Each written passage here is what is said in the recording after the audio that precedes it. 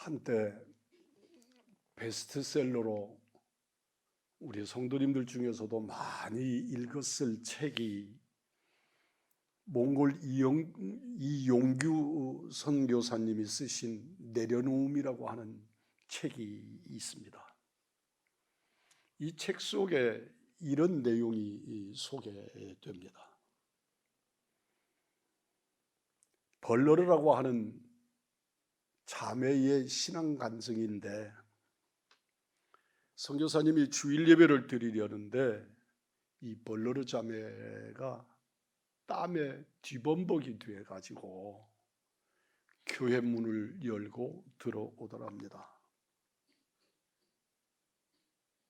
이 자매는 예배 몇 시간 전에 소를 잃어버리고 소를 찾아서 그 몽골의 초원을 다 뒤지듯 돌아다니다가 헤매다가 예배 시간이 가까이 오니까 소 찾는 것을 포기하고 지금 예배를 드리러 온 것입니다.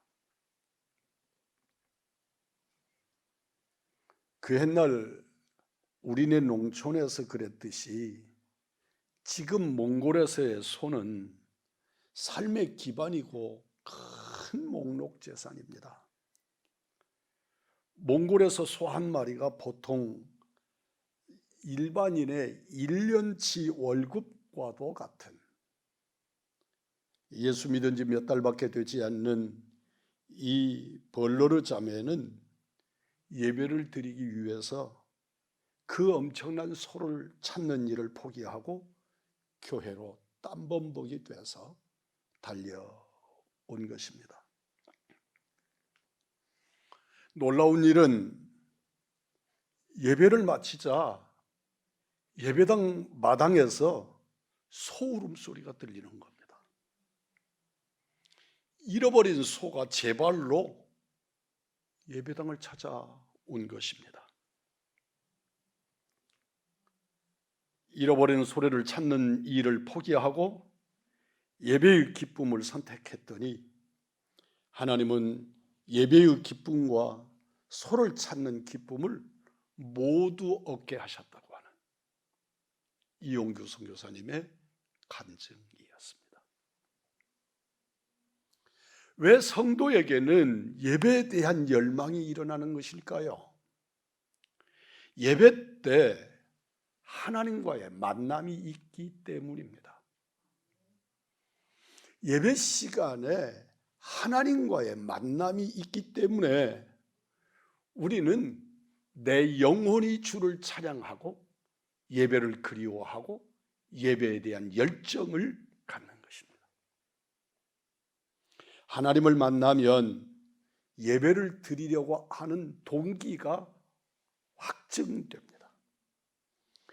예배를 드리는 동기 자체가 달라집니다. 내가 하나님을 만나면 예배를 드리고자 하는 욕구와 그 동기 자체가 숭고해집니다. 우리의 심정은 마치 사랑하는 애인을 만나러 달려가는 자의 심정이 되는 것입니다. 야곱이 광야에서 돌베개를 하고 잠을 자다가 하나님을 만났습니다. 천국에 오르는 사닥다리에 천사들이 오르락내리락 하면서 천국을 보여주고 소개받았습니다. 그리고 그때 야곱이 가장 먼저 한 것은 일어나 베개로 삼았던 돌을 가져다가 기둥으로 세우고 그 위에 기름을 붓고 제단을 쌓고 예배드리는 일이었습니다. 하나님을 만나는 사람, 그가 할 수 있는 가장 위대한 인간이 할 수 있는 일, 그것은 예배인 줄 믿습니다.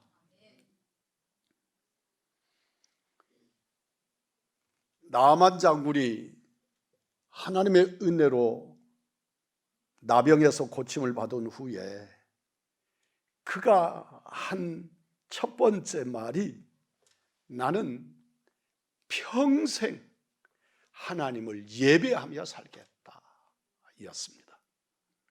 열왕기하 5장 17절입니다. 이제부터는 종이 번제든지 다른 제든지 다른 신에게는 드리지 아니하고 다만 여호와께 드리겠나이다.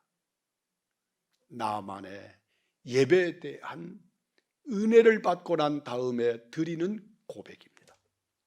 사랑하는 성도 여러분, 하나님을 만나야 삽니다. 그래서 예배가 중요합니다. 여러분의 스케줄러에 만나야 할 사람들과 일정이 빼곡하게 기록되어 있을 것이지만 정말 진정 내가 만나야 될 그분은 우리 하나님이신 줄 믿습니다. 예배가 하나님과의 만남입니다.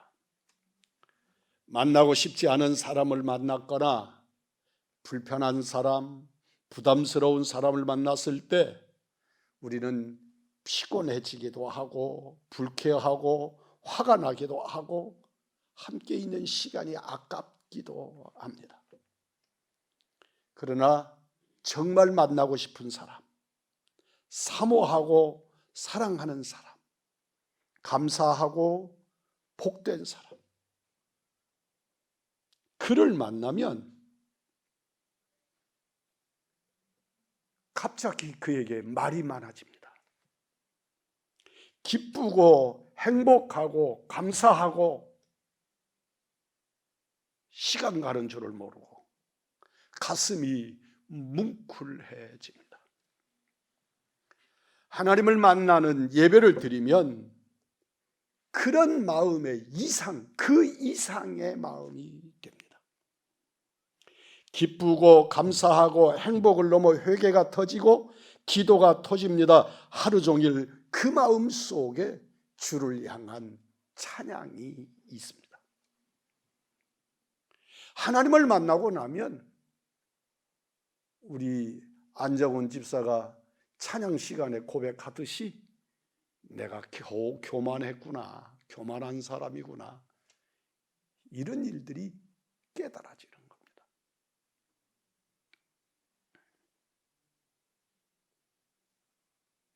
예배에서 하나님을 만나면 조건 없이 우리의 마음이 만족합니다. 이유 없는 기쁨, 설명할 수 없는 만족함이, 포만감이 우리를 채웁니다. 모든 것이 감사하고 하늘의 기쁨이 마음에 임하기 때문입니다. 헌신이 일어납니다. 사마리아 수가성 여인의 체험을 우리도 하게 되는 겁니다. 사람이 변합니다. 얼굴도 이뻐집니다. 병도 고침받습니다. 마음이 치료받습니다. 모든 깨어진 관계도 회복됩니다. 은사도 받습니다. 예배가 우리의 삶을 변화시키는 것입니다.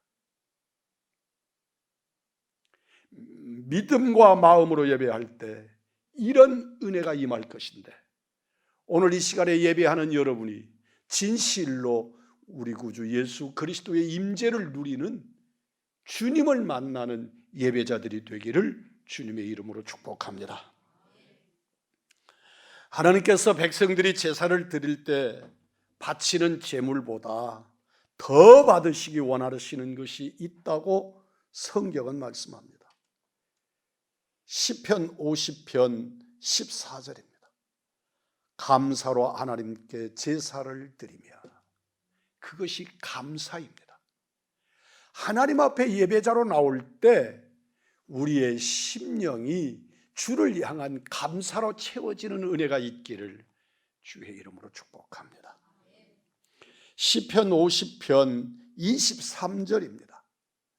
감사로 제사를 드리는 자가 나를 영화롭게 하나니. 감사로 제사를 드리는 자가 하나님을 영화롭게 하는 줄 믿으면 아멘 합시다. 그리고 감사의 제사를 드리는 우리 의왕중앙의 식구들이 되기를 축복합니다. 신학교나 미션 스쿨을 다니는 학생들에게는 예배가 의무입니다. 예배 출석표를 받든지 출석표에 도장을 찍든지 또는 주보에다가 도장을 받아와서라도 예배에 참석했음을 출석을 확인합니다. 교회에서 주보에 담임 목사님의 사인을 받아가는 학생도 있었습니다. 그것은 예배 시간에 참석하면 그는 예배를 드렸다로 여겼기 때문에 그렇게 강제성을 띤 예배 출석표를 받아오도록 한 것입니다. 일반적으로 이것이 예배에 대한 일반적인 이해입니다. 그러나 하나님은 다르십니다. 예배 시간에 아무리 찬송하고 말씀을 듣고 기도를 드리고 그래도 그 중심에 하나님의 임재가 없고 감사가 없으면 우리 주님은 그것을 예배로 받지 않으신다는 것입니다. 오늘 여러분의 마음은 감사로 가득하십니까? 예배 내내 감사하십니까? 감사로 채워지는 여러분이기를 원합니다. 하나님께서 재물을 원하시는 것은 그 재물에 우리의 마음과 믿음을 담아 녹여냈기 때문입니다. 누가복음 12장 34절입니다. 너희 보물 있는 곳에는 너희 마음도 있으리라. 마음에 감사가 없으면 아무리 많은 재물을 바쳐도 예배가 아니고 하나님이 받으실 헌물이 못 됩니다. 우리가 어떻게 항상 감사할 수 있습니까? 어떤 주는 어떤 날은 정말 힘들 수도 있고 어떤 날은 슬픔과 좌절이 가득할 수도 있는데 어떻게 예배 때마다 하나님께 감사할 수 있습니까? 아직 하나님을 진정으로 믿지 못해서 불가능하다고 생각하는 겁니다.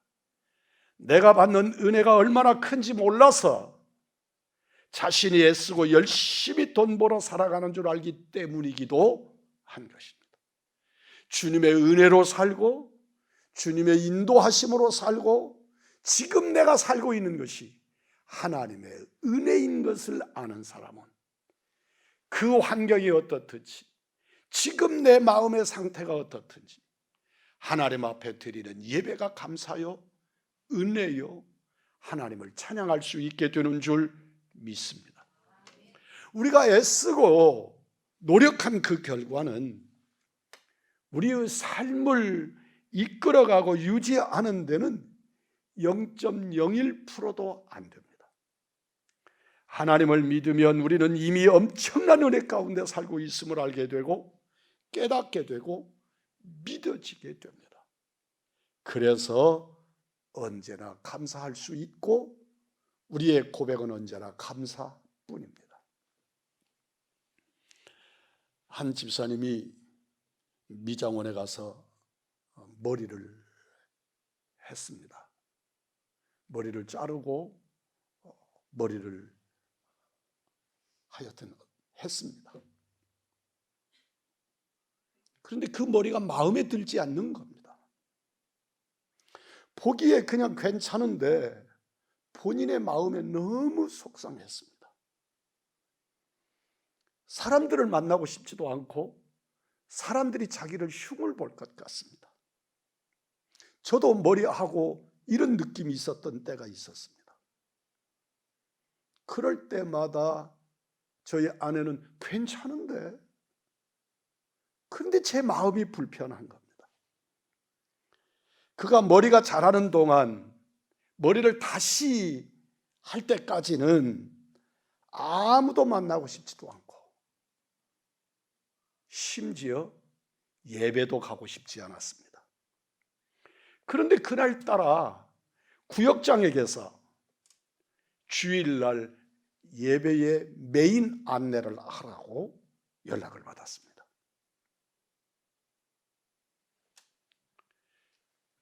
마음을 정하지 못하고 망설이고 있을 때 그가 아침에 드렸던 말씀 묵상의 성격이 떠올랐습니다. 시편 37편 3절의 말씀입니다. 여호와를 기뻐하라. 저가 내 마음의 소원을 이루어 주시리라. 함께 하겠습니다. 여호와를 기뻐하라. 저가 내 마음의 소원을 이루어 주시리로다. 아멘. 여호와를 기뻐하라.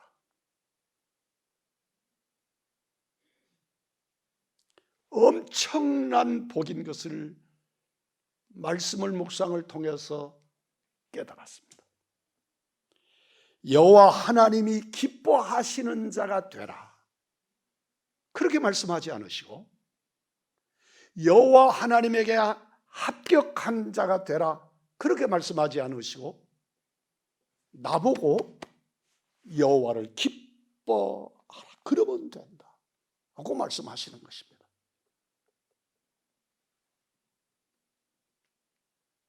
여호와를 내가 기뻐하면 되는 겁니다.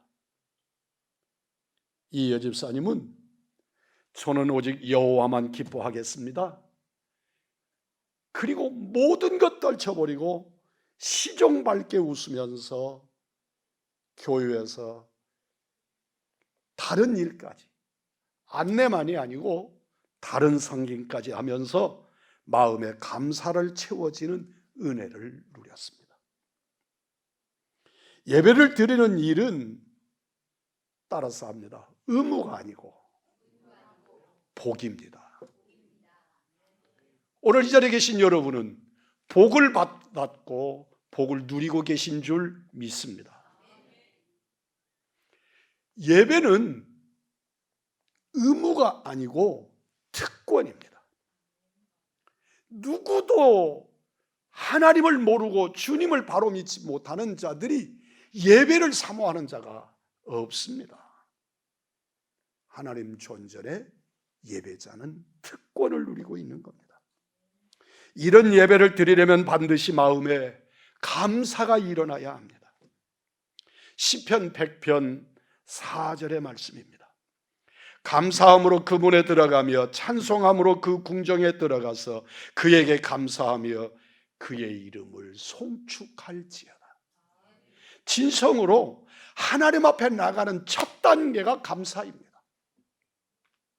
그러므로 내 안에 감사가 일어나고 감사가 시작되고 감사의 샘물이 솟아나면서 하나님 앞에 나를 세워지게 하시고 은혜 누리게 하시고 그리고 진실하게 주님을 만나서 누리는 진짜 예배자가 되는 겁니다. 많은 성도들이 자녀가 진학해서 하나님께 영광을 돌린다고도 하고 사업이 잘 되어 고위 직급에 올라가서 하나님께 영광을 돌린다고도 합니다. 그러나 성도 여러분, 진실로 내 자식이 대학에 진학하지 못했어도 내가 이번 승진에 빠졌어도 이번 프로젝트가 실패했어도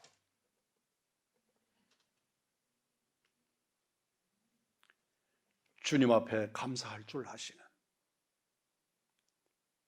우리 성도들의 삶, 은혜의 삶이기를 원합니다. 오늘 본문 15절입니다. 환난 날에 나를 부르라. 내가 너를 건지리니 나를 영화롭게 하리로다. 하나님께서 영광을 받으시는 순간이 환난에서 건짐받은 후가 아니고 하나님께 영광을 돌리는 자들은 언제나 환난 중에 먼저 하나님께 영광을 돌렸다는 것을 깊이 깨달으시기를 축복합니다. 그 고난의 종 욥은 10남매의 자녀와 종과 제사를 다 잃어버린 후에, 그리고 몸은 터졌고 악창이 날 때, 주신 자도 여호와시요 취하신 자도 여호와시니 여호와의 이름이 찬송을 받을지니이다. 그때가 어느 때라고요? 그가 회복되었을 때가 아니고, 그가 가장 은혜를 누리는 전성기가 아니고, 그가 모든 것을 잃어버리고 절망 중에 있을 때 여호와의 이름이 찬송받으실지어다. 이것이 욥의 신앙이었습니다. 사탄은 하나님 앞에서나 사람 앞에서, 사람들은 잘해 주어야 하나님께 감사하고 그들이 성공해야 하나님을 예배한다고 참소하고 거짓으로 우리를 현혹합니다. 그러나 욥의 신앙을 보여주고 싶으셨던 하나님의 마음에 꼭 드는 욥의 신앙의 고백이 오늘 우리들의 고백이기를 원합니다. 고난 중에 드리는 감사가 하나님을 영화롭게 하고 사탄의 거짓을 해파하고 사탄의 입을 막는 역사를 일으킵니다. 하나님의 뜻대로 살려고 헌신했는데 고난을 당하여 낙심하십니까? 여러분의 마음속에 말씀을 붙들고 믿음으로 감사를 고백하시는 여러분이 되시기를 주의 이름으로 축복합니다. 베드로전서 4장 12절로 14절입니다. 사랑하는 자들아, 너희를 연단하려고 오는 불시험을 이상한 일 당하는 것 같이 이상히 여기지 말고 오히려 너희가 그리스도의 고난에 참여하는 것으로 즐거워하라. 이는 그의 영광이 나타나실 때에 너희로 즐거워하고 기뻐하게 하려 함이라. 너희가 그리스도의 이름으로 치욕을 당하면 복이 있는 자로다. 영광의 영 곧 하나님의 영이 너희 위에 계심이라. 이 복의 주인공들이 여러분이기를 축복합니다. 하나님의 뜻대로 살다가 고난당하는 이에게 성경은 아름답다, 너의 영혼이 즐거워져라, 너는 복 있는 자로다, 그렇게 말씀하십니다. 하나님이 다 보고 계시고 알고 계시고 나의 중심까지 꿰뚫어 보고 계십니다. 예수님께서 십자가를 지심으로 그 감사의 모본이 되어 주셨습니다. 우리가 예수님의 종이요 주님이 우리와 함께 하시는 증거이기에 고난을 감사하라고 말씀하시는 것입니다. 평안이 감사지만 고난당하는 것도 감사이어야 합니다. 성경은 오히려 고난 없는 것이 애통하라, 주님의 무관심일 수 있기 때문이라고 지적하고 있는 것입니다. 묻습니다. 어디에서 평강을 찾을 수 있고 영원히 목마르지 않는 생수를 마실 수 있습니까? 어떻게 하면 살아계신 하나님을 만날 수 있습니까? 답은 의외로 간단합니다. 이 은혜를 다른 데서 찾으려고 하지 마십시오. 성경에 그 답이 있고 예배가 바로 그 자리인 줄 믿습니다. 이것을 깨닫는 우리 믿음의 사람들, 오늘 예배자들이기를 원합니다. 예배를 제대로 드리십시오. 여러분, 휴대폰, 가전제품, 자동차 등등의 것이 고장이 나면 여러분은 그것을 어떻게 합니까? 고쳐 쓰든 아니면 새롭게 바꾸든 어떻게든 하면서 내가 드리는 예배에 문제가 있다는 것을 왜 그냥 방치하고 그냥 두십니까? 예배를 드려도 메마른 마음이 채워지지 않으면 눈을 들어 주님을 바라보시기를 주의 이름으로 소망합니다. 하나님께 감사하는 마음의 태도가 달라질 것입니다. 여호와의 법궤가 예루살렘 성으로 들어올 때 너무 기쁜 다윗이 힘을 다해서 춤을 추었습니다. 그 모습을 왕궁 창밖으로 내다본 왕비 미갈은 채신머리 없이 백성들 앞에서 너덜너울 춤을 추는데 바지가 벗어지는 줄도 모르고 춤을 추는 다윗이 민망하기도 하고 몹시 마땅치 못했습니다. 그래서 마음으로 다윗을 업신여기고 다윗을 만나서는 다윗을 비난했다고 사무엘하 6장은 길게 소개하고 있습니다.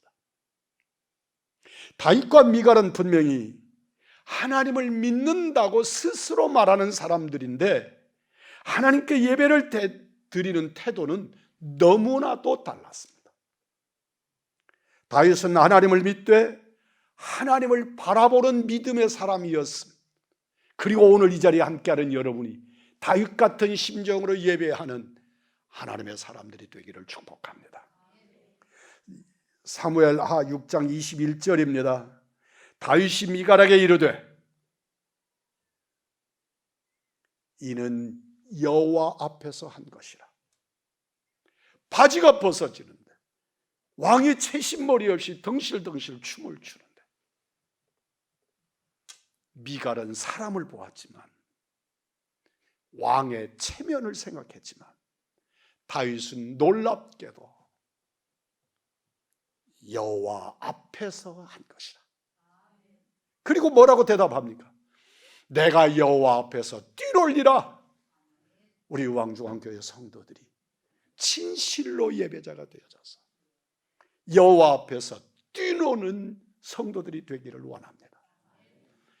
오늘 우리 안정훈 집사가 인도하는 찬양을 보면서 그리고 예배를 시작할 때 드리는 찬양을 드리면서 우리 성도들이 소를 들고 찬양하는 성도들이 4사람이나 있었습니다. 우리 우왕중앙교회 모든 성도들이 목사를 포함해서 모두가 그렇게 되기를 소망합니다.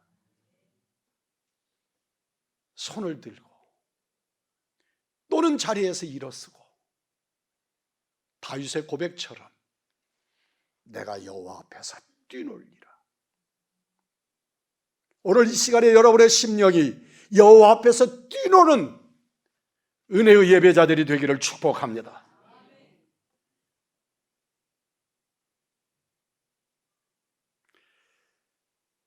예배당에 들어갔을 때 그때부터 예배 마칠 때까지 울면서 예배 드렸던 군대 훈련소에서 드렸던 첫 주일의 예배의 감격을 저는 잊을 수가 없습니다. 얼마나 사모하는 마음이 깊었는지 줄을 서서 발 맞추어 걸어가다가 십자가가 보이는 순간에 눈물이 나기를 시작했는데 앞자리에 제일 앞자리에 앉아서 사모함으로 우리 목사님이 군인이시지만 군목 목사님을 보기 위하여 제일 앞자리에 앉았는데 저는 목사님도 보지 못했고 무슨 찬송을 불렀는지 어떤 성경을 본문으로 했는지 무슨 말씀을 증거했는지 아무것도 기억이 나지 않고 오직 그냥 십자가 바라보는 순간부터 우리 막사로 돌아올 때까지 울고 울다가 돌아왔습니다. 온갖 시련 끝에 예배당에 들어서는 순간 눈물샘이 터진 것입니다. 은혜로운 말씀, 예배 후에 다과, 초코파이 아무 상관이 없습니다. 예배를 하나님 앞에 드리는 것 자체가 감사였습니다. 구원받은 영혼과 버림받은 영혼의 차이가 감사인 줄 믿으면 아멘 하십시다. 여러분의 심령 속에 주를 향하여 내가 여호와 앞에서 뛰노는 역사가 있기를 주님의 이름으로 축복합니다. 예배는 의무가 아니라 복입니다. 반드시 감사로 준비한 예배를 감사의 예배자로 마치고 감사의 은혜를 품에 안고 돌아가는 은혜의 성도들이 되기를 원합니다. 감사의 예배드림으로 예배 때마다 하나님을 만나는 은혜를 누리는 우리 의왕중앙교회 믿음의 사람들, 은혜의 사람들, 마음으로 드리는 감사의 예배자들이 되시기를 우리 구주 예수 그리스도의 이름으로 축복합니다.